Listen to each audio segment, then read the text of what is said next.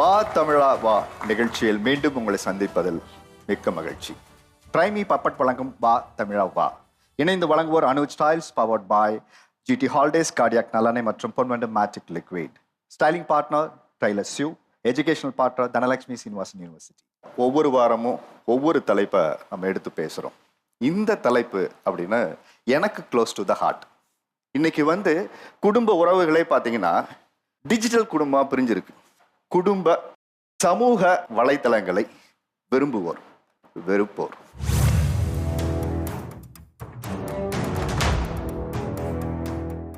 இந்த குடும்ப உறவுகள் குரூப் நம்ம உள்ள வச்சிருக்கோம் இல்லைங்களா? இப்போ குரூப்புக்குமே வித்தியாசமா பேர் வைக்க ஆரம்பிச்சிட்டாங்க. அந்த மாதிரி நீங்க என்ன மாதிரியான தலைப்பு வச்சிருக்கீங்க? அது மாதிரி உங்க குடும்ப குரூப்பை பத்தி சொல்லுங்க. என்னோட குடும்ப குரூப் பாச குரூப். என்ன குரூப்? பாசம். பாசம். பாசம் குரூப்ல எத்தனை பேர் இருக்காங்க? 20 பேர் இருக்கோம். 20 பேர் இருக்காங்க. ஒவ்வொருத்தரும் அடுத்து சொல்லுங்க. அன்பின் வலியது உயர்நிலை. அன்பின் வலியது உயர்நிலை அப்படின்னு வச்சு என் ஃபேமிலியில உள்ள பசங்க எல்லாரும் எத்தனை பேர் இருக்காங்க? அதுல 19 மெம்பர்ஸ் இருக்காங்க சார். மை ஃபேமிலின்னு ஒரு குரூப்பு. அப்புறம் திருச்சி ஃபேமிலி. நான் திருச்சியில் ஃபேமிலி, திருச்சி ஃபேமிலி. அப்புறம் ஃபேமிலின்னு ஒன்று. அப்புறம் என்னோட ஹஸ்பண்ட் பேர் வச்சு விஜயராகவன் ஃபேமிலின்னு ஒன்று. அப்புறம் என்னோட மாமனார் பேர் வச்சு கோபாலகிருஷ்ணன் ஃபேமிலின்னு ஒன்று. அப்புறம் என்னுடைய மாமனாருடைய அப்பா பேர் வச்சு ஊட்டி ரங்கநாத்ராவ் ஃபேமிலின்னு ஒன்று. ஈச் குரூப்ல எல்லா சொந்தக்காரங்க பேர்ல ஒரு குரூப் வச்சிருக்கீங்க போல இருக்கு. அப்புறம் இதுல நாங்க லேடிஸ் மாத்திரம் வச்சு லக்கி லேடிஸ்னு ஒரு குரூப். மருமகள்கள்லாம் சேர்ந்து. ஏன்னா பெரிய குடும்பம் எங்களுது. ஒரு 7 மருமகள் எங்க வீட்டுல. அப்புறம் எங்க மாமனார் வீட்டுல ஒரு 9 மருமகள். ஒரு குரூப்ல எவ்வளவு பேர் இருக்கீங்க? மினிமம் எங்க குடும்பத்துல மாத்திரம் வெறும் ஃபேமிலியில மாத்திரம் பார்த்தா ஒரு மினிமம் 30 இருப்போம். அப்புறம் என்னோட மாமனாரோட ஃபேமிலியில பார்த்தா ஒரு மோர் தென் 40 இருப்போம். அந்த மாதிரி உலகமே இதுலதான் எங்களுக்கு சுழலுது. எங்களுக்கு 3 குரூப் இருக்கு சார். ஒன்று முடிஞ்சா பேசிப்பாரு, வந்தா மோதிப்பாரு அப்படிங்கிற மாதிரி இருக்காது. அதுல ஒரு 42 பேர் இருக்கோம். இன்னொரு குரூப் இசை மழையில் நனைய தயாரா.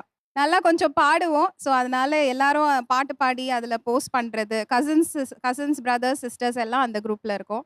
இன்னொரு குரூப் பேர் பேசாத சொல்லு sir. Mandakasayam group sir. Mandakasayam. ஆமா, ஒரு 15 மெம்பர்ஸ் இருப்போம் சார். 15 மெம்பர்ஸ் இருக்கீங்க. இது ஃபேமிலி குரூப் தானே? ஆமா சார். எப்ப பாருங்க சுத்திட்டு இருப்பாங்க, அதனால Mandakasayam sir. Mandakasayam. Group name intelligence family group. Intelligence family group. More than ஒரு 45 மெம்பர்ஸ் இருக்கும். இன்னொரு குரூப் இறுதி பயண தகவல் அப்படின்னு ஒரு குரூப் வச்சிருக்கிறோம். அது எப்படின்னா ஒன்லி ஃபார் அந்த டெத் மெசேஜஸ் மட்டும். ஓகே. எங்க ஃபேமிலியில ஒரு 4-5 குரூப் இருக்கு. எல்லாருக்குமே இப்போதான் எனக்கு தெரியுது குரூப்புக்கெல்லாம் பேர் இப்படிலாம் வைக்கலாம்னு சொல்லிட்டு. எனக்கு இது வரைக்குமே ஐடியாவே இல்ல. உங்களுக்கு இப்படி எல்லாம் குரூப்புக்கு பேர் வைக்கிறது? எங்க ஃபேமிலி குரூப் எல்லாமே ஃபேமிலி. நீங்க ஃபோன் வச்சிருக்கீங்கல்ல? ஃபேமிலி இருக்கு, ஃபோன் இருக்கு, எல்லாமே இருக்கு. பட் கிரியேட் பண்ணது நான் இல்ல. இப்பதான் எனக்கே தோணுது பேர் வைக்கலாம் அப்படின்னு சொல்லிட்டு. ஓகே, அடுத்து சார். எங்க குரூப் பேர், எங்க ஃபேமிலி குரூப் பேரு CA ஜேம்ஸ் நாட் 7 ஃபேமிலி. எங்க தாத்தா பேரு ஜேம்ஸ்ன்றனால தட்ஸ் இட். CA James. தாத்தா பேரு ஜேம்ஸ்ங்கறனால அத பேர். எல்லாரும் அதுல இருக்கோம். ஒரு 25 மெம்பர்ஸ் இருக்கோம். தாத்தா போட்டோவே பார்க்காத நான் குரூப்ல தான் பார்த்தேன். குரூப்ல தான் தாத்தா போட்டோவே பார்த்தேன் ஃபர்ஸ்ட் டைம். அடுத்து சார், ஒரு 20 ஃபேமிலி இருக்கு சார் என் போன்ல குரூப்பா. மாமியார் வீட்டு சைடு கோடம்பாக்கம் கலாட்டாஸ். கோடம்பாக்கம் கலாட்டாஸ். அதுல எல்லாமே அந்த அபார்ட்மெண்ட் ஃபுல்லாவே மாமியார் தான். மாமியாரோட அக்கா தங்கச்சி எல்லாம் இருக்கிறதுனால அந்த ஏரியா பேர். மாமியார தனியா பிரிச்சு அது ஒரு குரூப்பா பேரை வச்சிட்டீங்க. மாமியார், அவங்க பசங்க, மருமகள் எல்லாருக்கும் இருப்பாங்க. அதனால அது பேர் கோடம்பாக்கம் கலாட்டாஸ். அதே இந்த சைடு வந்தீங்கன்னா அப்பா வீட்டுல அரக்கோணம் சொல்லி, அதனால இது அரக்கோணம் ஃபேமிலி அப்படின்னு ஒண்ணு இருக்கும். எங்களுக்கு நிறைய ஃபேமிலி குரூப் இருக்கு. ஃபேமிலி குரூப் நேம்லாம் தாத்தா பேர்ல தான் வச்சிருப்பாங்க. காசிராஜன் ஃபேமிலி. சில்க்னு ஒரு குரூப் இருக்கு. சில்க்குங்க ஃபுல்லா பொண்ணுங்க மட்டும் தான் அந்த குரூப்ல. சோ சிலுக்குங்க. அப்புறம் இன்னொரு குரூப் ஒரு கெட்ட வார்த்தையில ஒரு குரூப் நேம். கெட்ட வார்த்தையில குரூப். அப்பா, அடல்ட் ஒன்லியா இருக்கும் போல இருக்கே சார். கூலஸ்ட் ஃபேமிலியோட மெம்பர் சார். எப்பயுமே ஒரு பதட்டத்தோடயே இருக்கும் சார். ஏதாச்சும் ஒரு பிரச்சனை நடந்துகிட்டே இருக்கும். ஆனா பேர் மட்டும் கூலஸ்ட் ஃபேமிலின்னு வச்சுப்பாங்க. முடிஞ்சா பேசி பாருனாங்கல்ல, அப்படிதான் இருக்கும். எவ்வளவு பேர்? 30 பேர் கிட்ட இருப்பாங்க. 30 பேர் கிட்ட இருக்காங்க. மேல அடுத்து தாத்தாவோட பேர்ல மாதவன் ஃபேமிலி குரூப்னு சொல்லிட்டு ஒரு above 40 அப்பாவோட பிறந்தவங்க எல்லாரும், சித்தப்பா, அவங்க பசங்க. ஸோ அந்த மாதிரி பெரிய ஃபேமிலி, பெரிய குரூப் ஒன்று இருக்கு. பட் ஒன்றுலேருந்து நான் வெளியில வந்துட்டேன் சார். ஆக்சுவலா வெளில வந்துட்டீங்க குரூப்ல இருந்து? ஆமாங்க சார். ஓகே, அந்த கதையை பேசுவோம். Sunshine group. சன்ஷைன். அம்மா சைடு பாச மலர்கள் குரூப். பாச மலர்கள். அடுத்தது அன்பு, இன்னொரு ஃபேமிலி, எல்லாரும் பிரதர்ஸுங்க சிஸ்டர்ஸ். அன்பு ஃபேமிலி குரூப்ஸ். எனக்கு தெரிஞ்சு இங்க எல்லாரோட தலைப்பெல்லாம் கேட்டா அன்புங்கிறது வந்து எல்லாம் வாட்ஸ்அப் குரூப் நேம்ல மட்டும்தான் இருக்கு போல இருக்கு. உங்களுக்கு ஃபேவரா ஒரு பாயிண்ட் எடுத்து கொடுத்துருனா அதுக்கு வருவாங்க. அடுத்து சார் ரத்த பாசம்னு ஒரு குரூப் இருக்கு சார். ரத்த பாசம். ஆமாம் sir. Only good morning good night மட்டும் ஃபார்வர்ட் பண்ணுறதுக்காக வச்சிருக்காங்க அந்த group. Good morning good night forward பண்ணுறதுக்காக ஒரு அதுக்காக அதுலேருந்து வெளியே வந்தாச்சு சார். அதாவது ஒரு குரூப் ஆரம்பிக்கணும்னா ஒன்று நம்ம ஒரு நோக்கத்துக்காக அந்த குரூப் ஆரம்பிப்போம், இல்லை அது நடக்கலை இனிமேல் இப்படி நடக்கணும் நம்மெல்லாம் ஒன்றா இருக்கணும் அப்படிங்கிற ஒரு நிகழ்வை நம்ம நோக்கி நம்ம நகர்ந்துருப்போம் இல்லையா? அந்த மாதிரி இந்த குரூப்பு யார் ஆரம்பிச்சா, எந்த அக்கேஷனில் குரூப் ஆரம்பிச்சிங்க? நான் தான் ஆரம்பித்தேன். ஃபஸ்ட்டு பாச குரூப்புன்னு நான் தான் ஆரம்பித்தேன். எப்பன்னு கேட்டால் என்னைய வந்து எங்கள் சித்தி வந்து வளர்த்தாங்க. ஆனால் எந்த டச்சுமே கிடையாது எங்களுக்கு. ஒரு தடவை எப்படியோ நம்பர் கண்டுபிடிச்சு வாய்ஸ் மெசேஜ் அனுப்புனாங்க. அதில் வந்து கண்ணா எப்படிரா இருக்க, என் குழந்தை எப்படிரா இருக்க, நானே ஒரு சீனியர் சிட்டிசன் பார்த்துக்கங்க. அன்னைக்கு நான் அழுதுட்டேன். என்னையே இப்படி செல்லமாக பாசமாக கூப்பிட்றாங்களே, ஏன் நம்ம ஒரு பாச குரூப்னு ஆரம்பிக்க கூடாது? எத்தனையோ பேர் பாசத்துக்கு அன்புக்கு ஏங்கி இருக்காங்க, ஏன் ஆரம்பிக்க கூடாது அப்படின்னு ஆரம்பிச்சு இப்போ பார்த்தீங்கன்னா என் கூட டச்சே இல்லாமல் இருந்தாங்க. தம்பி தங்கைகள்லாம் ஃபாரின்ல அவங்க இருக்காங்க, எங்கள் அம்மா அப்பா இருக்காங்க. எங்கள் அம்மா அப்பாவுக்கு 80+. டெய்லி வாட்ஸ்அப் மெசேஜ் பண்ணுறாங்க. அது எனக்கு ஒரு டானிக்காக இருக்குது. காலையில் எழுந்திரிச்சோன்னா அவங்களோட இதை நான் பார்ப்பேன். என்னுடைய அம்மா வந்து இறந்துட்டாங்க சார்.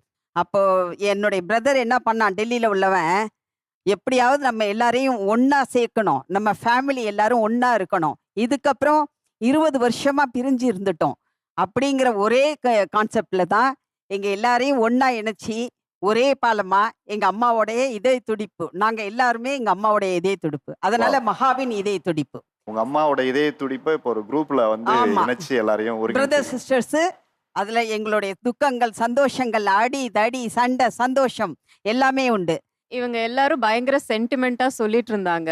அது ஆரம்பிக்கும் போது இந்த காரணம் அந்த காரணம் அப்படின்ட்டுலாம். என்னை பொறுத்த வரைக்கும் நான் எந்த குரூப்பையுமே ஸ்டார்ட் பண்ணல. நான் எல்லா குரூப்லயும் இருக்கேன். ஆனா என்னை பொறுத்த வரைக்கும் எதுக்காக ஸ்டார்ட் பண்ணியிருப்பாங்கன்னு தோணுச்சுன்னா, யூஸ்வலா டெத் எல்லாம் வந்துச்சுன்னா அப்பதான் நம்ம எல்லா கசினும் மீட் பண்ணுவோம். டச் விட்டு போச்சுன்னா அப்பையிலேருந்து ஒரு டச் பண்ணுவோம் இல்லையா, அப்பையிலேருந்து பேச ஆரம்பிப்போம் இல்லையா. ஸோ இப்போல்லாம் என்ன பண்ணுறாங்கன்னா அதுக்கு ஒரு குரூப் ஆரம்பிச்சிடுறாங்க. இல்லை ஆல்ரெடி குரூப் இருக்கும், நம்மள அந்த டெத்தில் பார்த்த உடனே ஓ நீ இருக்கியா ஆட் பண்ணலாம் அப்படின்னு ஆட் பண்ணுவாங்க. அதுக்கு முன்னாடி நிறைய கான்வர்சேஷன் போயிருக்கும், நமக்கு அதில் என்ன பேசுனாங்கன்னே தெரியாது. நம்மளையும் ஜாயின் பண்ணிட்டாங்களே, நம்மளும் ஆக்டிவாக இருப்போம், நம்ம பேசுவோம், நமக்கு யாருமே அப்போ ரிப்ளை பண்ண மாட்டாங்க, நம்மள ஞாபகமே இருக்காது. எப்போ ஒரு குரூப் ஆக்டிவாக இருக்கு? ஆக்டிவாக இருக்குது என்னோட பேத்திகள், கிராண்ட் டாட்டர்ஸ். டெய்லி என்ன பண்ணுவாங்க, அவங்க ஸ்கூலில் நடக்கிறது, அவங்க ஸ்போர்ட்ஸ் வின் பண்ணது, அவங்க டான்ஸ் ஆடினது எல்லாம் டெய்லி ஃபோட்டோஸ் அனுப்பிச்சிட்டே இருப்பாங்க. அதை டெய்லி நான் அது எனக்கு ஒரு டானிக். டெய்லி பார்த்துக்கிட்டே இருப்பாங்கங்க. என்ன மாதிரி உங்களுக்கு ஃபோட்டோஸ் அனுப்புவாங்க? Photos, dance photo, music photo, வாழ்த்தனம் பண்ணுறது, வீட்டில் அம்மா திட்டுறது, ஸ்கூல் போகிறது, சகலமும். நீ என்ன சாப்பிட்ட, நான் என்ன சாப்பிட்டேன், நல்லா இருக்கிறீங்களா. ஈவினிங் வந்து வீடியோ கால் சாட் பண்ணுவோம். எல்லாரும் ஆன்லைன்ல இருக்கும்போது தாங்க சார் ஃபர்ஸ்ட் ஆஃப் ஆல் ஆக்டிவா இருக்கும். பாதி பேர் ஆன்லைன்ல இருப்பாங்க, பாதி பேர் இருக்க மாட்டாங்க. இன்னைக்கு பிளட் வேணும்னு நான் குரூப்ல மெசேஜ் போடுறேன், 10 நாள் கழிச்சு இந்த பிளட் இருக்குன்னு கேட்டா அந்த ஆள் செத்தே போயிட்டா. எப்படிங்க சார் நான் வந்து பிளட் கொடுக்க முடியும் அவருக்கு? ஒரு ஏஜென்சிக்காக நம்ம மெசேஜ் போட்டிருக்கோம், அப்பவே நீ பார்க்கலாம். ஆனா நீ ஆன்லைன்ல தான் இருப்ப, குரூப்ல டபுள் டிக் ஆகும் சார், யாருமே ரெஸ்பான்ஸ் பண்ண மாட்டாங்க. அவங்க எப்போ ஃப்ரீயா இருப்பாங்களோ ஆனா ஸ்டேட்டஸ் போடுவாங்க, நான் இங்க இருக்கேன், நான் ட்ரிப்பு போயிருக்கேன். மேம் சொன்னாங்கல்ல காலையில நான் சாப்பாடு போட்டோ எடுத்து அனுப்புவேன்னு, அதை வந்து ஒருத்தர் அனுப்புனா பரவாயில்ல சார், குரூப்ல இருக்க 20 பேர் அனுப்புனா என் போன்ல ஸ்டோரேஜ் பத்துமா? எதை போடும்போது ஏன்டா இதெல்லாம் காலங்காத்தால போடுறீங்க அப்படின்னு நமக்கு ஒரு மனநலம் இருக்கும்ல, அப்படி என்ன இருக்கு சார்? ஒரு போட்டோக்கு 10 ஸ்டிக்கர்ஸ் அனுப்புவாங்க. Good morning sir. ஒரு 30 பேர் இருக்காங்கன்னா அதில் 5 பேர் டெய்லி குட் மார்னிங் போகிறதுக்காகவே இந்த குரூப்ல இருப்பாங்க சார். அவங்க குட் மார்னிங் போட்டோன்னு நம்ம திருப்பி ரிப்ளை பண்ணணும் சார். ரிப்ளை பண்ணலன்னா பெரியப்பா குட் மார்னிங் போட்டிருக்காரு நீ ஒண்ணுமே சொல்லல, எங்க அப்பா கேட்பாங்க சார். டெய்லி நான் உட்காந்து அந்த 5 பேரையும் தனித்தனியா மென்ஷன் பண்ணி அவங்களுக்கு நான் வந்து குட் மார்னிங் சொல்லிட்டு இருந்தேன்னா நான் எப்போ காலேஜ் கிளம்பி நான் எப்போ போறது, அடுத்த வேலையை பாக்குறது. அதிகாலையில எழுந்து எல்லாருக்கும் குட் மார்னிங் சொல்லணுன்றது ஒரு நல்ல பண்பு. நல்ல பண்பு. அதை கூட சொல்ல முடியாம 7 மணிக்கு எந்திரிக்குது பசங்க. உண்மைதானே சார் இது?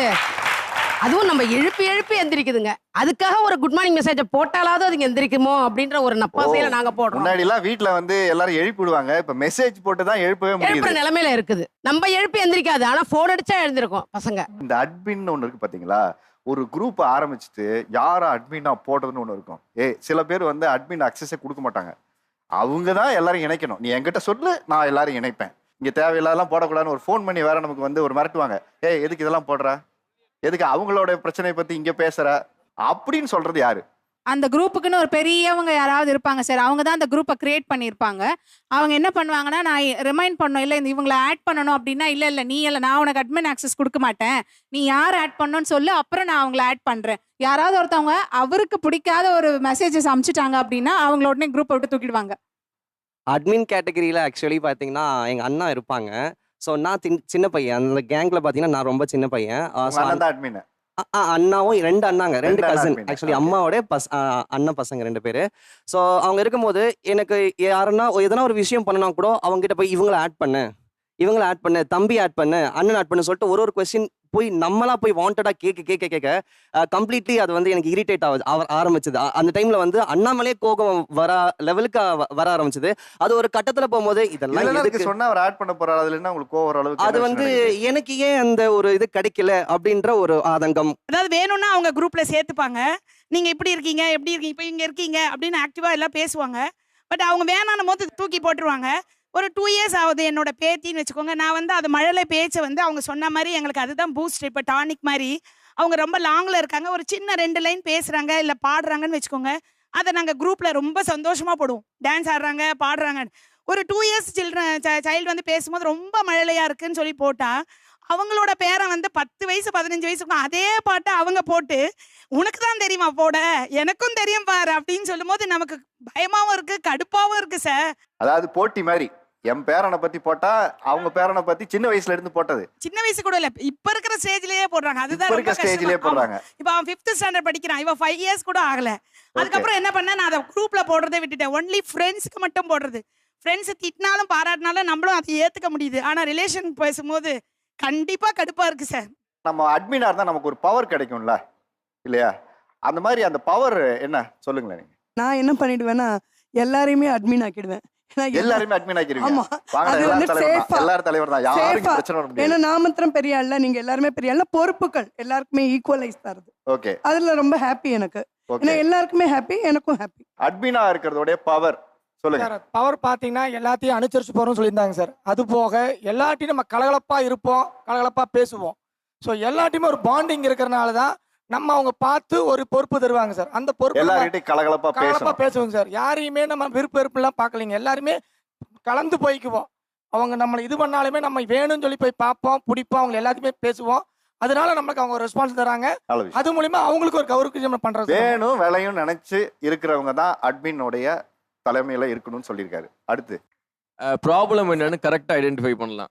ஏன் என்ன ப்ராப்ளம் வருது ஃபேமிலிக்குள்ள அப்படின்றத கரெக்டாக நம்ம ஐடென்டிஃபை பண்ணலாம். அட்மினா இருந்தா ஃபேமிலில என்ன ப்ராப்ளம் வருது பண்ணலாம். ஏன்னா இப்போ அவங்க ஒருத்தவங்க எனக்கு பிடிக்கல அப்படின்ட்டு அவங்க குரூப் போட்டு வெளியில போறாங்கன்னா அந்த ரீசனை என்னன்னு ஃபைன் பண்ணி அதுல என்ன சொல்யூஷன்றத நம்மளே கொண்டு வர முடியும். அவங்களே பிடிக்கல தானே வெளில போறாங்க, அவங்களை திருப்பி ஏன் பிடிச்சு கொண்டாந்து வெளில போகணும்னு நினைக்கிறீங்க? ஃபேமிலி இல்ல சார், அது அழகு. நம்ம குடும்பம் இல்ல, அது விட்டு கொடுத்துட கூடாதுல்ல.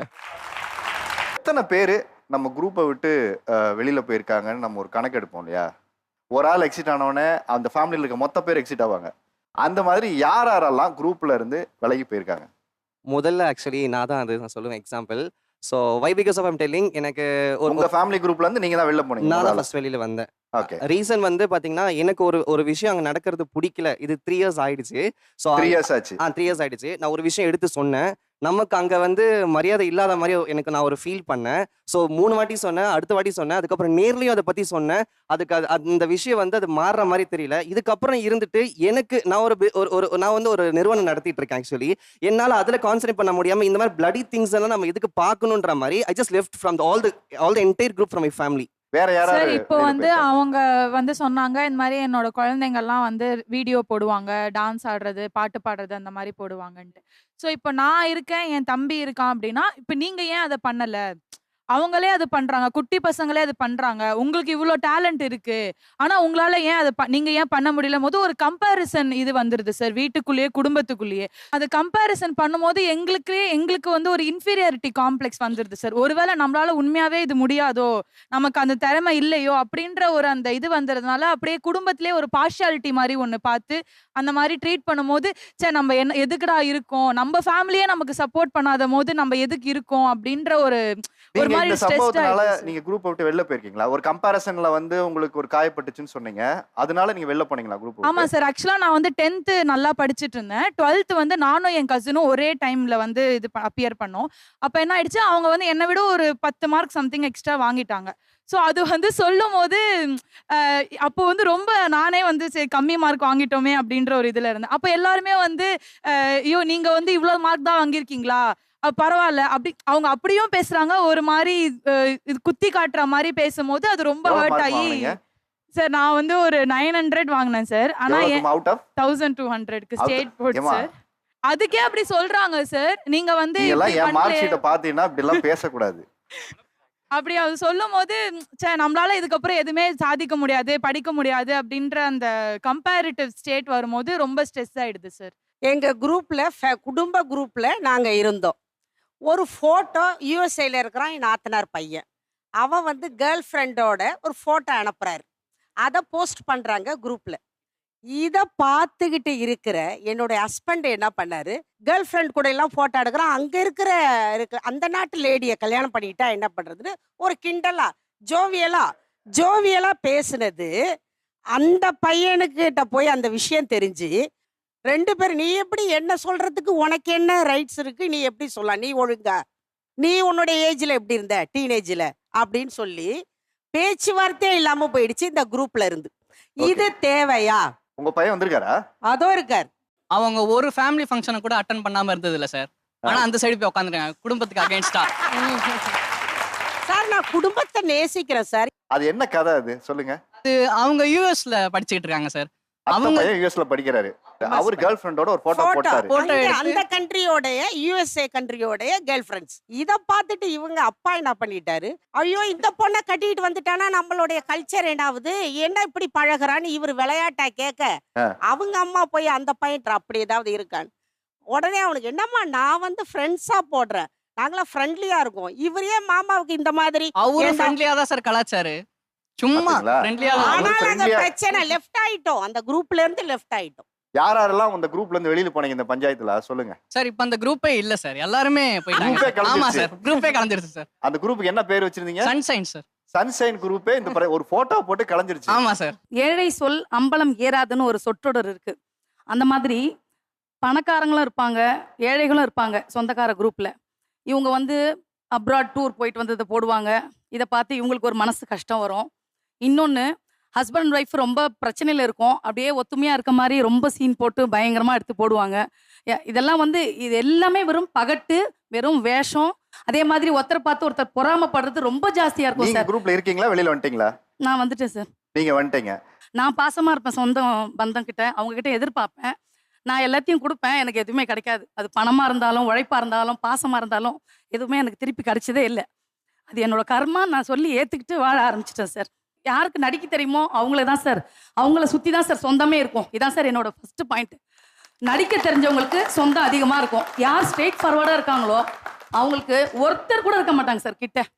இதான் உண்மை. ஃப்ரெண்ட்ஸாக யாருமே அந்த குரூப்ல இணைக்க முயற்சி பண்ணலையா நீங்க வெளில போனதுக்கு? இல்லை சார், நான் குடும்பத்துக்காக நிறைய செஞ்சு பாசமாவோ இல்லை ஃபினான்ஷியல் ஹெல்ப் எதுவாக இருந்தாலுமே குடும்பத்துக்காக நம்ம உழைச்சது ஃபுல்லாவே கொடுத்துடணும், எனக்குன்னு வேணும்னு எடுத்து வச்சது இல்லை. எல்லாரும் நம்ம லைஃப்ல நீங்க கொடுத்தது என்னது? நீங்க வந்து இப்ப கொடுத்தேன்னு சொல்றீங்க இல்லையா, உங்க உறவுகளுக்காக நீங்க கொடுத்தது என்னது? நான் சம்பாதிச்சது ஃபுல்லாக கொடுத்தேன் சார். ஒரு 19 இயர்ஸில் காலேஜ் முடிச்சுட்டு உடனே ஒர்க் பண்ண ஆரம்பித்தேன், அதை கொடுத்தேன். எனக்கு அபவ் 30 தான் மேரேஜ் பண்ணி வச்சாங்க. அது வரைக்கும் இருந்து பொறுமையாக பண்ணிக்கிட்டேன். ஜுடிஷியல் டிபார்ட்மெண்ட்டில் ஸ்டெனோகிராஃபராக இருந்தேன்.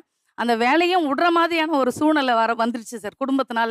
நான் கஷ்டப்பட்டு பாஸ் பண்ணி ஸ்டேட்லேயே ஃபஸ்ட்டு எடுத்தேன் தமிழ் ஷார்ட்டனில். ஸோ எனக்கு எம்ப்ளாய்மெண்ட் மூலமாக வேலை கிடச்சிது. அந்த வேலையை போய் நான் விடுற சூழ்நிலை. இன்றைக்கி அது வந்து எனக்கு 1.5 லட்ச ரூபா சம்பளம். பட் ஃபினான்ஷியலாக நான் இன்றைக்கி வந்து ஒரு யூடியூப் ரன் பண்ணிட்டுருக்கேன். ஏன்னா ஹெல்த் வந்து ரொம்ப ஸ்பாயில் ஆகிடுச்சு. ஸோ எனக்குன்னு எதுக்கும் எந்த ஒரு கஷ்டம்னு எனக்கு வரும்போது அது சப்போர்ட் கிடைக்காதப்போ ரொம்ப மனசு கஷ்டமாக இருக்குது சார். எல்லாமே நம்ம இப்போ பாசம் கூட என்கிட்ட அதிகமாக இருக்குது சார். அவங்கக்கிட்ட ரொம்ப எதிர்பார்க்குறேன் நான் பாசத்தை. பட் இப்போ நம்மளுக்கு உடம்பு முடியலையோ இல்லை நான் ஃபினான்ஷியலாக அவங்கக்கிட்ட எதிர்பார்க்குறதே இல்லை. உடம்பு முடியாதப்போ ஒரு ஆறுதலான வார்த்தைகள் அது போதுமே. அது கூட கிடைக்காம அப்போ நம்ம என்ன எதுக்காக அவங்களுக்காக இருந்தோம்? இந்த சேம் ரீசன் இவங்க சொன்னாங்கல்ல, நான் எல்லாத்தையும் கொடுத்தேன் அப்படின்னு. எங்கள் அம்மாவும் ஒரு 18 இயர்ஸில் வேலைக்கு போயிட்டாங்க. 32 வயசுல தான் கல்யாணம் பண்ணாங்க.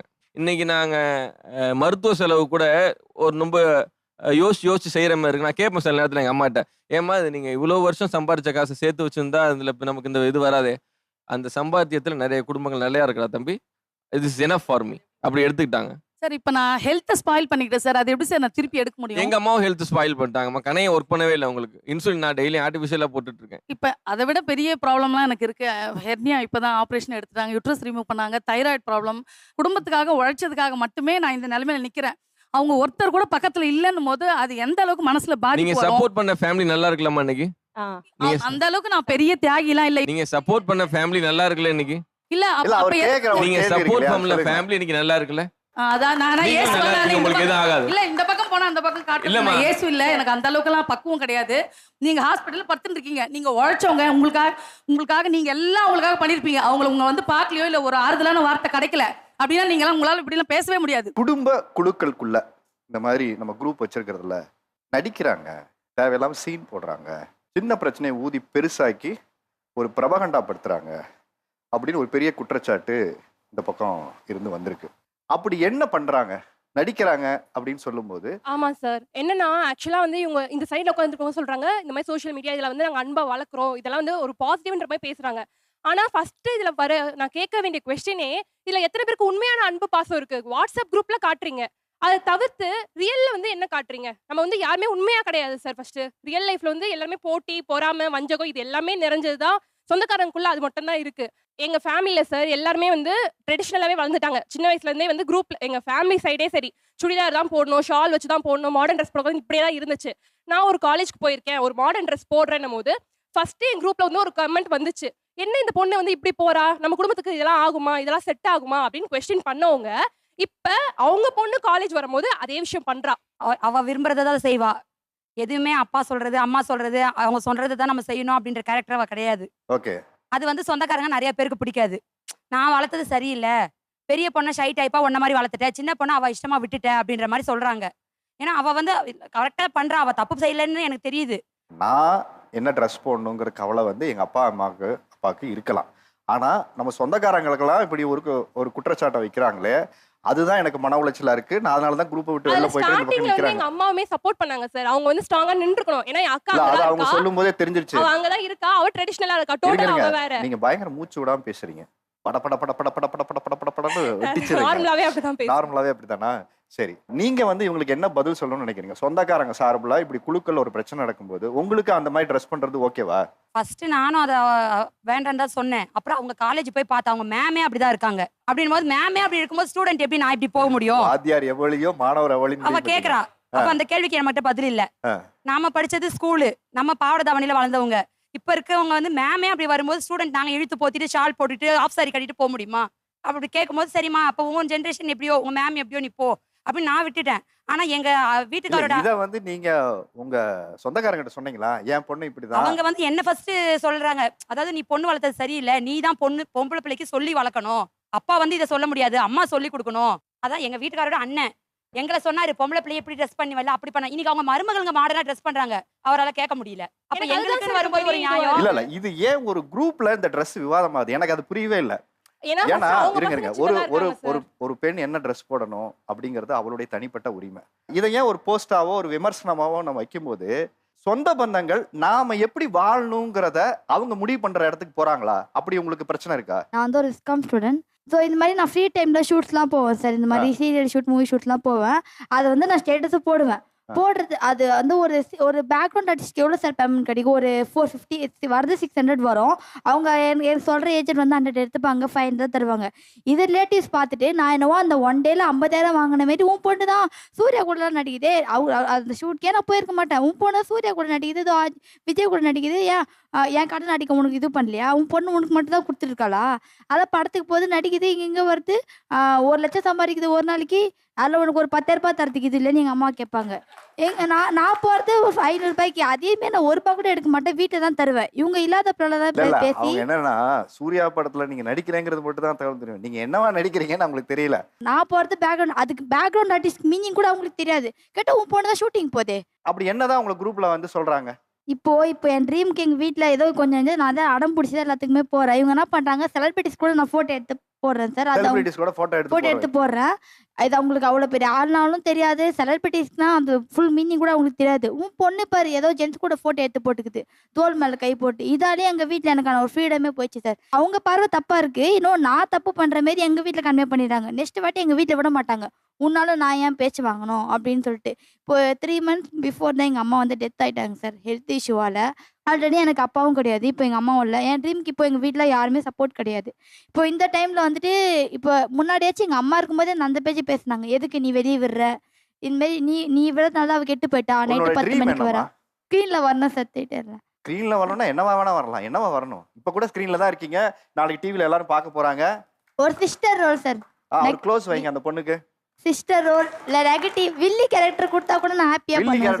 வில்லி கேரக்டர் கொடுத்தா கூட நான் ஹாப்பியா பண்ணுவேன். ஓகே, அந்த சான்ஸ்க்காக தான் நான் போராடிட்டு இருக்கேன். வில்லிக்காக தான் போராடிட்டு இருக்கீங்க. யார் ஹீரோ, யாருனாலும் என் கூட மோத தயாரா இருக்கீங்களான்னு கேக்குறீங்க. கண்டிப்பா சார். ஒரு பிச்சைக்காரி ரோல் கொடுத்தா கூட நான் சூப்பரா நடிப்பேன் சார். ஆன் த ஸ்பாட்ல ஒரு டயலாக் கொடுத்தா நான் பண்ணுவேன். எனக்கு ஒன்றும் அது பெரிய விஷயம் இல்ல. எந்த ரோல் கொடுத்தாலும் நான் பண்ணுவேன். ஆமா சார். அதை டிவி முன்னாடி சொல்லுங்க, நாளைக்கு இதை பாக்குற டைரக்டர்ஸ் என் படத்திலே கூட உங்களுக்கு ஒரு வாய்ப்பு கிடைக்கலாம். இதெல்லாம் இந்த காலத்து பசங்க மரியாதை குறைவா பண்ணிட்டு இருக்குங்க, அந்த ஒரு குரூப்ல இருந்துகிட்டு. இப்படி விஷயம் என்ன சொல்லுவீங்க நீங்க? அவங்க ஃபேமிலி குரூப்ல இருந்து தனியா இவங்களே ஒரு குரூப் வச்சுக்கிறாங்க. ஃபேமிலி குரூப் இல்லாம இன்னொரு ஃபேமிலி இவங்க ஒரு தனியா ஒரு குரூப் வச்சுக்கிட்டு அதுல இவங்க கம்யூனிகேஷன் பண்ணிக்கிறது. இவங்களே பாத்தீங்கன்னா ஸ்டேட்டஸ் போடுறதுல எல்லாம் பாத்தீங்கன்னா இவங்களே சொந்த செலவுல சூனியம் வச்சுக்கிற மாதிரி இவங்களே ஒரு ஸ்டேட்டஸ் போடுறது. அதுக்கு எதனா ஃபேமிலியில யாரா பார்த்துட்டு அதுக்கு ரெஸ்பான்ஸ் கேட்டாங்க, அதுக்கு தேவையில்லாத இவங்க டென்ஷன் ஆகுறது. சார், நான் ஸ்டேட்டஸ் போடுறது அவங்க பார்த்து வயிறு எரியணும். உன்னால முடியல, எனக்கு நான் சாதிக்கிறேன், நான் இங்க வந்து உட்கார்றேன். சில சொந்த பந்தம் இவ நல்லா இருக்கிறா, அவள அவ ஃப்ரெண்ட்ஸ் ஃபேமிலி கூட போயிருக்கா, ஹோட்டல் போயிருக்கா, இல்ல கார் வாங்குறா அப்படின்னு நினைக்கிற ஒரு குரூப். அதே இன்னொரு இது பத்தியா இவ போயிருக்கா, எவ்வளவு திமிரு பத்தியா, இப்படிதான் இவ வந்து யாருக்கும் அடங்க மாட்டா, இவ யார் பேச்சு கேட்க மாட்டா, இவ பாட்டு. இப்ப இங்க வந்திருக்கனா அவ்வளவு திட்டுவாங்க. எப்படி பிடிச்சா, இங்க எப்படி போனா? புதுசா ஒரு வீடு கட்டியிருக்கோம், 2 years தான் ஆகுது. அந்த வீடு கட்டி நிறைய நம்மளுக்கு தெரியும்ல, நிறைய ஃபினான்ஷியல் ப்ராப்ளம்ஸ் இருக்கும். ஒன்றும் இல்லை சார், எனக்கு பர்த்டே வந்துச்சு, ஒரே ஒரு கேக் கட் பண்ணி ஸ்டேட்டஸ் போட்டேன். அதுக்கு இவ்வளோ பிரச்சனை இருக்கு, கடன் கொடுக்க துப்பு இல்லை, ஒரு கேக் கட் பண்ணி போட்டிருக்கீங்க அப்படின்னு கேட்டு ரொம்ப இரிட்டேட் பண்ணிட்டாங்க. இது என்ன சார் இருக்கு, ஒரு 500 இருக்குமா அந்த கேக்கு? அவங்களுக்கு எல்லாருக்கும் ஒன்னே தான் சொல்றேன், வாழ விடு, இதை தவிர்த்து நீ வேற எதுவும் பண்ண வேண்டாம். பாசம் எல்லாம் உங்க வாட்ஸ்அப் குரூப்ல தான் இருக்கு, நேர்ல இல்ல. வாட்ஸ்அப் குரூப்ல மட்டும் இருக்கு, நேர்ல இல்லவே இல்ல. பாசம் தானாடாட்டிலும் தன் சதை ஆடும். அப்படிலாம் இல்ல. இத்தனை வருஷமா எங்க அம்மா எங்க கிட்ட நாங்க ஃபினான்ஷியல் நிறைய ப்ராப்ளம்ஸ் இருக்கும் இப்ப வரைக்குமே. ஆனா எங்க அம்மா நான் அவங்களோட உழைப்ப இத்தனை வருஷமா போட்டுட்டு தான் இருந்தாங்க. இப்ப 2 வருஷமா தான் திருந்தி இருக்காங்க. அதுக்கான 1% கூட இப்ப வரைக்கும் கிடைக்கல. நீ எனக்கு எதுவுமே பண்ண வேண்டாம், தயவுசெய்து வாழ விட்டுருங்க, அது மட்டும் போதும். இங்க பாருங்க, கடமை செய் பலனை எதிர்பார்க்காத. யாருக்கு செஞ்ச பழமொழிகள்லாம் வாழ்க்கையில சொல்றதுக்கு நல்லா இருக்கும். கடமை செய் பலனை எதிர்பார்க்காது. ஆனா ஒரு சொசைட்டில என்ன வருத்தமான ஒரு விஷயம் இருக்குன்னு பாத்தீங்கன்னா, ஒரு ஆஃபீஸ் குரூப்னு வச்சிருப்பாங்க. அந்த ஆஃபீஸ் குரூப்ல நம்ம ஃப்ரெண்டுக்கு ஏதாவது ஒரு பிரச்சனை, மச்சான் அவனுக்கு உடம்பு சரியில்லடா, மச்சான் அவனுக்கு வந்து அவங்க வீட்டில் ஒரு பெரிய டெத் ஆயிடுச்சு அப்படின்னா, ஒரு ஃபண்ட் ரைஸ் பண்றதுக்கு ஒரு குழுக்கள், நண்பர் குழுவா இருக்குது, ஆஃபீஸ் குரூப்ல இருக்கு, ஒரு சொசைட்டி குரூப்பா கூட இருக்கு. ஏதாவது ஒரு பெரிய நேச்சுரல் டிசாஸ்டர் வந்தா உடனே ஒரு குரூப் ஆரம்பிச்சு காசு ரைஸ் பண்றோம். ஆனா நம்ம குடும்ப உறவுகள் குள்ள இருக்கக்கூடிய நபர்களுக்கு உதவுவதற்காக நாம ஒரு ஃபண்ட் ரைசிங் பண்ணியிருக்கோமா? அடா நம்ம தம்பி கஷ்டப்படுறாப்புல, நம்ம அத்தை கஷ்டப்படுறாங்க, நம்ம மாமா கஷ்டப்படுறாங்க அப்படிங்கிற ஒரு உணர்வோட நாம ஏன் நம்ம 5 பேர் காசு போட்டு அவங்களுக்கு ஒரு உதவி செய்யலாம், இந்த கஷ்டத்தை தீர்க்கலாங்கிற ஒரு முயற்சியை நம்ம எடுக்கிறோமா? ஒரு கூகுள் பே அக்கௌண்ட் மாதிரி ஓப்பன் பண்ணி ரிலேஷன் எல்லாமே மாமா சித்தப்பா எல்லாருமே தம்பி எல்லாருமே சேர்ந்து 1 இயருக்கு ஓரளவுக்கு அமௌண்ட்டு ஃபுல்லாக கலெக்ட் பண்ணி அதுக்கப்புறம் எங்கள் ஓன் டிஸ்ட்ரிக்ட் சொந்த ஊரில் போயிட்டு இல்லாதப்பட்டவங்க ரொம்ப கஷ்டப்படுறவங்களுக்கு அந்த நாங்கள் சேர்த்து வச்சதை வருஷம் நாங்கள் வந்து அதை டிஸ்ட்ரிபியூட் பண்ணுவோம் சார். அவங்களுக்கு இல்லாத கொடுப்போம். கல்யாணம் ஆகாதவங்க இருக்கிறவங்களுக்கு அதுக்கு என்ன எங்களால முடிஞ்ச அளவுக்கு என்ன செய்ய முடியுமோ அதை நாங்க எல்லாருமே வெல்ஃபேரா செஞ்சுட்டு இருக்கோம். ரொம்ப சார். ஒரு சந்தோஷம். ஒற்றுமையா இப்போ இருக்கோம் சார். உங்ககிட்ட ஒரு கேள்வி. நீங்க வெளியில இருக்கிற சொந்தக்காரங்களா சேர்ந்து மத்தவங்களுக்கு கஷ்டப்படுறவங்க உதவி பண்றீங்க, சொந்தக்காரங்களுக்கு உதவி பண்றீங்களா? கண்டிப்பா செய்யறோம் சார். வெளியில செய்யும் போது அந்த நாங்க வந்து குறிப்பா அதுல வந்து எவ்வளவு அமௌண்ட் இருக்கோ. ஷோக்காக பேசாதீங்க. இல்ல இல்லைங்க சார், உண்மையாதான் சார். அதை வந்து நீங்க செஞ்சிருந்தா சொல்லுங்க. செஞ்சிருக்கிறேன் சார். செஞ்சிருக்கிறேன் சார். கூட இருக்கிற அக்கா பொண்ணு ஒண்ணு கேன்சர் மாதிரி ஒரு சின்ன அஃபெக்ட் ஆகி பெட்ல அட்மிட் ஆகி திருநெல்வேலியில இருந்தாங்க சார். அவங்களுடைய மெடிக்கல் ரிப்போர்ட் எல்லாருமே போட்டு அனுப்பி விட்டாங்க. அதை நாங்கள் எல்லாருமே எங்கள் ஃபேமிலியில் எல்லாருமே அதை நான் தான் வாட்ஸ்அப் அட்மிட் போட்டு அது எல்லாத்தையும் ஆர்கனைஸ் பண்ணி மோர் தென் 2.5 lakhs மோர் தென் 6 lakhs கேட்டாங்க. எங்களால் முடிஞ்ச அளவுக்கு எங்கள் ஃபேமிலியில் மட்டும் எல்லாருமே ஹார்ட் ஒர்க் பண்ணி அது, ஏன்னா கண்ணுக்கு தெரிஞ்ச ஒரு குழந்தை அந்த ஒரு கஷ்டம் நான் வந்து அதை தூக்கி வளர்த்து பார்த்துருக்குறேன். அந்த அளவுக்கு இருக்கும்போது ரொம்ப ஹார்ட் ஒர்க் பண்ணேன் நான். எந்த அளவுக்கு என்னால் முடியுமோ அவ்வளோக்கு அளவு சொந்தக்காரங்கள்ட்ட கேட்டு 1 or 2 months வெயிட் பண்ணி கூட மோர் தென் 2.5 lakhs வந்து நாங்கள் வந்து ஸ்பான்சர் பண்ணி அந்த குழந்தைக்கு ஹெல்ப் பண்ணோம் சார். நாங்கள் செய்கிறோம், சொந்தக்காரங்களுக்கு நாங்கள் வந்து ஃபண்ட் ரைஸ் பண்ணி கொடுக்குறோம், உதவி பண்ணுறோம். அப்புறம் எதுக்கு குரூப்பை விட்டு போறீங்க? சொந்த பந்தம் இருந்தால் தானே நாங்களும் செய்வோம். நீங்கள் எங்களை வேணான்னு ஒதுக்கிட்டு போனால் நாங்கள் ஏன் செய்யணும்? சார், எல்லாருமே ஒரு உறவுங்க உதவி வேணும்னு கேட்டுக்கிறாங்க.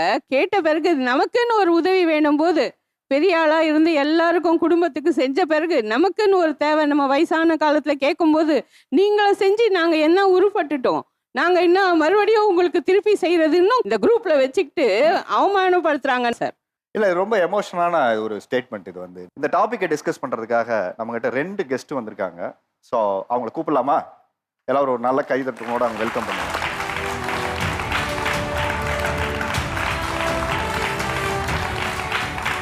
புவனேஸ்வர் மேடம், இப்போ கிரிட்டிசைஸை இவங்களால ஏன் தாங்கிக்க முடியல? ஏன்னா ஒரு சமூகத்தில் நிறைய விமர்சனங்கள் வைக்கப்படுது. அது குறிப்பாக இந்த குடும்ப குழுக்களுக்குள்ள நடக்கக்கூடிய ஒரு விமர்சனம், கிரிட்டிசைஸ் இருக்கு இல்லையா, இவங்களுக்கு எந்த மாதிரி ஒரு பாதிப்பை ஏற்படுத்துது? இப்போ இவங்களுக்கு ஏன் அது கிரிட்டிசிசம் பிடிக்கல அப்படின்னா, அதை கேட்கறதுக்கு அவங்க அந்த குரூப்ல இல்லை.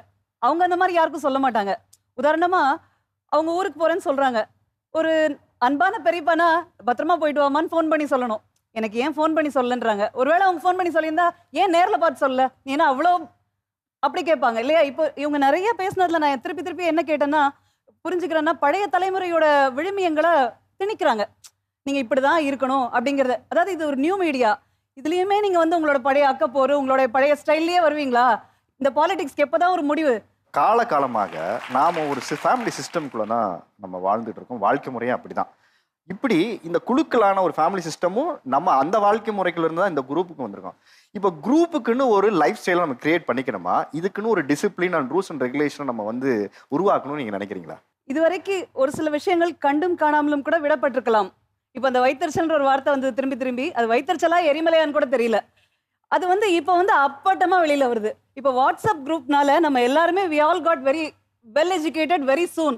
எப்படி அப்படின்னா, இதை போடலாமா வேணாமா, போட்டா என்ன நினைப்பாங்க, அதாவது நான் போடுற என்னோட பந்தங்கள் அத்தனையுமே எனக்கு கைத்தட்ட போறதில்ல, எனக்கு பாராட்ட போறதில்லன்றது எனக்கு எவ்வளோ ஒரு வலியை கொடுக்குது. அதாவது என் ஃப்ரெண்ட்ஸ் குரூப்ல நான் கான்ஃபிடென்ட்டாக போடுறேன், ஆனால் என் சொந்த பந்தங்கள்ல இதுவல்ல ஒரு கலவையான உணர்வு. அவங்க ரிசீவ் பண்ணும்போது எனக்காக நான் எப்படி மகிழ்ச்சி கொள்றேனோ அந்த மகிழ்ச்சி அவங்க கொள்ளலை அப்படிங்கிறதே ஒரு ஏமாற்றமா இருக்கு. அப்போ என்னன்னா, எல்லாரோட நிறங்களும் ரொம்ப குறுகிய காலத்துல வெளிரி போச்சு. ஒருத்தர் யாரும் சொன்னாங்க, ஃபேமிலியை நேசிக்கிறவங்க குரூப்பை விட்டு போக மாட்டாங்க. நான் நினைக்கிறேன் ஃபேமிலியை ரொம்ப நேசிக்கிறவங்க குரூப்பை விட்டு போயிடுவாங்க. நான் ஏன் அதை சொல்றேன் அப்படின்னா, நான் வந்து இன்னும் கூட கண்டினியூஸா என்னோட உறவினர்களுக்கு மரியாதை கொடுக்கணும்னு நினைக்கிறேன். அவங்க வந்து அவங்களோட சுயரூபத்தை இப்படி வெளிக்காட்டும் போது எனக்கு சங்கடமா இருக்கு. அவங்கள ஒரு தர்ம சங்கடத்துக்கு நாம இருந்து அந்த நிலைக்கு தள்ள வேண்டாம், அதுக்கு விலகி இருந்து நம்ம அவங்க அன்பை காட்டுவோம்னு சொல்றீங்க. அதே மாதிரி இன்னொரு விஷயம் பாத்தீங்கன்னா, இவங்க எல்லாருமே குரூப்ல வெளியில வந்தது வந்து ஒரு பெரிய குரூப் விட்டு வெளில வந்திருப்பாங்க. அவ்வளவு பேருமே ஒரு சின்ன குரூப்ல கண்டிப்பா இருப்பாங்க. எந்த சின்ன குரூப்ல அவங்க சேஃபா ஃபீல் பண்றாங்களோ அந்த குரூப்ல கட்டாயமா இருப்பாங்க. நான் உறுதியா சொல்றேன், ஏன்னா நானும் அந்த மாதிரி குரூப்ல இருக்கேன். இப்போ எல்லாத்தையும் எல்லாருக்கும் போடும்போது இரலவெண்டா நிறைய அள்ளி வீசப்படுது. நீங்க ஒரு விஷயம் யோசிச்சு பார்க்கணும், இதெல்லாம் கூட ஒரு வகையில குப்பை தான். இவங்க சொன்னாங்க இல்லையா, எரிச்சல் வருது, சலிப்பு வருது, it's not relevant for my day, இன்னைக்கு இது தேவையில்ல, அதை ஏன் அதை பார்த்துட்டு என் நாளை தொடங்கணும், அந்த மாதிரி விஷயங்களும் இதுல வருது. ஸோ எனக்கு அவங்களோட நிறைய உணர்வுகள்ல ஒரு நியாயம் இருக்கிறத நான் பாக்குறேன். ஏன்னா நானுமே கிட்டத்தட்ட அந்த கேட்டகரியில தான் இருக்கேன். எனக்கு தெரிஞ்சு இவங்க உங்க டீமுக்கு வந்தவனே சப்போர்ட் பண்ணிட்டாங்க. ஏன்னா எனக்கு வந்து அந்த இளைஞர்களோட வேதனையை நான் திருப்பி திருப்பி உணர முடியுது என்னால. ஷிஃப்டி அண்ட் சஞ்சய், எனக்கு வந்து இவங்களெல்லாம் பார்த்தாலே ரொம்ப டாக்ஸிக்காக இருக்குது. இந்த மெசேஜ் டாக்ஸிக்காக இருக்குது, வாட்ஸ்அப் ஸ்டேட்டஸ் பார்த்தா டாக்ஸிக்காக இருக்குன்னு இப்போ எல்லாரும் வழக்கமாக சொல்ல ஆரம்பிச்சிட்டாங்க. ஃபேமிலி ரிலேஷன்ஷிப் ஏன் டாக்ஸிக்னு ஃபீல் பண்ணுறாங்க? ஆஸ் அ யங்ஸ்டரா நீங்க சொல்லுங்க, உங்க ஃபேமிலி ரிலேஷன்ஷிப்பை டாக்ஸிக் நீங்க ஃபீல் பண்றீங்க? புரிதல் பத்தலையோன்னு தோணுது எங்களுக்கு. எங்களை புரிஞ்சுக்கிறதுக்கான ஒரு அது புரிதல் அங்கே அந்த சைடில் பத்தாததுனாலையோ என்னமோ நாங்கள் அப்படி ஃபீல் பண்ணுறதுக்கான வாய்ப்புகள் இருக்கு. எங்களை புரிஞ்சுக்கிட்டா மேபி இது இன்னும் கொஞ்சம் ஸ்மூத்தாக போகிறதுக்கான வாய்ப்புகள். ஓகே, அவங்கள புரிஞ்சுக்கல, அதனால தான் யங்ஸ்டர்ஸ் டாக்ஸிக்காக நாங்கள் ஃபீல் பண்ணுறாங்கன்னு நினைக்கிறாங்க. சஞ்சய், எனக்கு நீங்க அது எப்படி சொல்லணும்னா ஜென்ரேஷனல் கேப் தான். இப்போது என்னோட பெரியப்பாவோ பெரியமாவோ அம்மா அப்பாவை விட்டுறலாம், ரிலேஷன்ஷிப்பில் வரும்போது பெரியப்பாவோ பெரியமாவோ வந்து அவங்க என்ன புரிஞ்சுக்கிறது, அவங்களுக்கு எனக்கு ஒரு ஜென்ரேஷனல் கேப் இருக்குது. இப்போ என்னோட மயனோ என்னோட பேரனோ என்னோட பேத்தியோ அவன் என்ன அப்படி தான் பார்க்க போகிறான். ஸோ நான் ஒரு ஜென்ரேஷனல் கேப்பாக பார்க்குறேன். ஆனால் இந்த டாக்ஸிசிட்டி எங்கன்னா அதை உட்காந்து கேட்கலாம், அந்த ஒரு ஜட்ஜ்மெண்டெல்லாம் எல்லாருமே பார்க்குறாங்கல்ல, அது குடும்பத்தில் நான் வந்து ரொம்ப பார்க்குறேன். அதுவும் இப்போ மீடியா சைடில் நாங்கள் இருக்கோம், ஸ்ட்ரெயிட்டாகவே வந்து ஒரு பெரிய ஃபங்க்ஷனுக்கு போகும்போது நம்மளை பார்க்குற ஒரு பார்வை ஒன்று இருக்கும்ல. அதாவது அவங்க பையன் பண்ணலாம், அவங்க பையனுக்கு இன்ஜினியரிங் பிடிச்சிருக்கு, அவன் பண்ணுறான், நானும் இன்ஜினியரிங் பண்ண வந்தான். அவங்க நான் மீடியாவில் இருக்கேன், ஏன்னாப்பா நீ என்ன வேலை பார்க்குற, உனக்கு எப்படி சம்பளம் வருதுன்ற கேள்வி இருக்காது. ஏன் மையன் இவ்வளோ சம்பாதிக்கிறான், நீ எவ்வளோப்பா சம்பாதிக்கிற. ஸோ இந்த கேள்விக்கான வித்தியாசமே எங்கே இருக்குன்னு ஜட்ஜ்மெண்டல். அது வந்து இவங்க வந்து ஒரு ஹார்டஸ்ட் வேலை வந்து எனக்கு கற்றுக் கொடுத்தாங்க. இவங்களுக்கு டேக் அவேவா இங்கேருந்து எடுத்துகிட்டு போகணும்னு சொல்கிற விஷயம் என்ன? நீங்கள் அந்த காலத்தில் டெலிகிராம் மூலமாக தகவல் சொல்லும்போது ஒரு வார்த்தைக்கும் ஒரு வேல்யூ இருந்ததில்ல. அப்போ எல்லாத்தையும் ரொம்ப சுருக்கமாக சொன்னாங்கல்ல. அந்த மாதிரி இது ஃப்ரீன்றதுனால எதுக்கு இப்படி ரொம்ப ஓவராக பண்ணணும்? அப்போ இந்த மாதிரி நிறைய ஃபார்வேர்டோ இல்லை மெசேஜோ ஃபோட்டோவோ வரும்போது அவங்க வேணும்னே அதை வெறுக்கலை, அவங்களுக்கு வேற வழி இல்லை. குடும்பங்களுக்குள்ளேயே இருக்கக்கூடிய குழுக்கள் இதனால இவ்வளோ பிரச்சனைகள் நடக்குதுங்கும் போது எதை தவிர்க்கலாம் நீங்கள் நினைக்கிறீங்க? குரூப் தான் தவிர்க்கணும். ஃபார்வேர்டு அப்படின்றத வந்து ஒரு டபுள் செக் பண்ணாமையே பண்ணுறது தான். அது ஃபார்வேர்டுன்னு இருக்கு, அதனால நான் கொடுத்துறேன். அது வந்து ஒரு பக்கம் அவங்க சைடு என்ன சொல்லலாம், ஒரு அக்கறை தானே, எல்லாத்துக்கும் ஒரு அக்கறை, அவங்க அக்கறையில் அவங்க ஹெல்த்து. பட் சில பேர் அதை நம்புவாங்கல்ல. இப்போ நான் உட்காந்து வீட்டில் வந்து டிக்ளைன் பண்ணணும் இது எல்லாத்தையும், இல்லை இது பொய், நான் போய் இப்போ நான் ஒரு 15 நிமிஷம் ஸ்பெண்ட் பண்ணாங்க, இந்த தியரி பேப்பர்லாம் அனுப்புங்க பாருங்க, இதெல்லாம் ஒன்று கிடையவே கிடையாது. ஓகே, எல்லாரோடையும் நம்ம பேசலேருந்து வந்த ஒரு கன்க்ளூஷன் என்ன அப்படின்னா, இந்த குட் மார்னிங் மெசேஜ் அப்படிங்கிறது வந்து மேடம் இப்போ பேசும்போது சொன்னாங்க, எல்லாமே கொஞ்சம் சென்சிபிளாக போடுங்க, எல்லாமே ஒரு ஃபேமிலியை வந்து அன்பை வளர்க்குற மாதிரியும் ஒரு இடத்துல டாக்ஸிக் இல்லாமல் இருக்கணுங்கிறத தாண்டி கவனிக்கப்படாத ஒரு விஷயம் இருக்குது. நீங்கள் அவங்க போடுற ஒரு குட் மார்னிங்க்கு பின்னாடி நம்ம குடும்ப உறவுகளுக்குரிய இருக்கக்கூடிய சின்ன சின்ன நியாய தர்மங்களை நாமே சகித்து கொள்ள தயாராக இல்லை, இல்லைங்களா? மாமாவை நம்ம சகிச்சுக்க மாட்டேங்கிறோம், சித்தப்பாவை சகிச்சுக்க மாட்டேங்கிறோம், அண்ணனை சகிச்சுக்க மாட்டேங்கிறோம், தம்பியை சகிச்சுக்க மாட்டேங்கிறோம். அப்போ அந்த சகிப்புத்தன்மை என்பது பேஷன்ஸ். நான் கூட ஒரு ரியாலிட்டி ஷோவில் 100 நாள் இருந்துட்டு வந்திருக்கேன். என்கிட்ட எல்லாரும் வந்து கேட்ட கேள்வி, எப்படிங்க எவ்வளோ நாள் அமைதியாக இருந்தீங்க, எப்படிங்க நீங்கள் எவ்வளோ பிரச்சனையை தாங்கிட்டு இருந்தீங்கன்னு கேட்டாங்க. அப்போ அங்கே என்னன்னா, பேஷன்ஸ் என்பது விலை மதிப்புள்ளாததாயிடுச்சு, பேஷன்ஸ் என்பது செய்ய முடியாத மாதிரி ஆயிடுச்சு. அது இல்லை, உங்களால் முடியும்.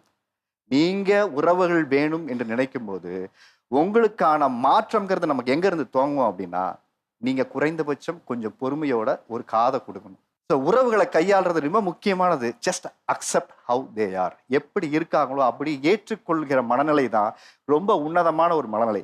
உங்களுடைய வழிகள் எனக்கு புரிகிறது, ஆனால் அந்த வழிகளுக்கான ஒரே காரணம் அவர்கள் மட்டுமல்ல. ட்ரைமி வழங்கும் 5000 ரூபாய் மதிப்புள்ள ஒரு கிஃப்ட் வச்சர் இப்போ யாரு கொடுக்கறது? 2 பேருமே பயங்கரமாக பேசியிருக்காங்க.